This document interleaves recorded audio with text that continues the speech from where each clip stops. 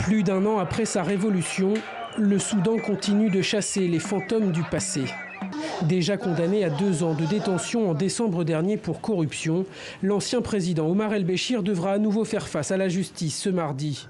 Aux côtés de 16 co-accusés, il sera jugé pour le coup d'État de juin 1989 qui lui a permis d'accéder au pouvoir en renversant le gouvernement du Premier ministre Sadek al-Mahdi.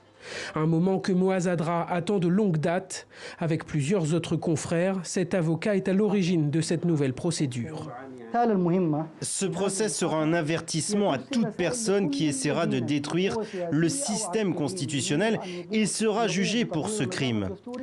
Cela sauvegardera la démocratie soudanaise. Nous espérons ainsi clore l'ère des putschs au Soudan. Moaz Adra sait pourtant qu'il aura fort à faire. En face, quelques 150 avocats ont été mandatés pour assurer la défense.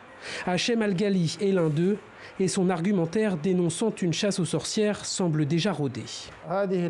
C'est un procès politique qui va se dérouler dans un environnement hostile de la part du système judiciaire envers les accusés.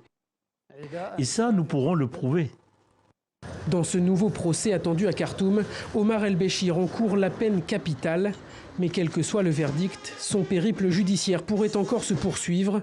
Soucieuse de se rapprocher de la communauté internationale, en février dernier, les autorités soudanaises ont affiché leur volonté de voir l'ancien président traduit devant la justice internationale pour de possibles crimes de guerre et crimes contre l'humanité commis au Darfour dans les années 2000.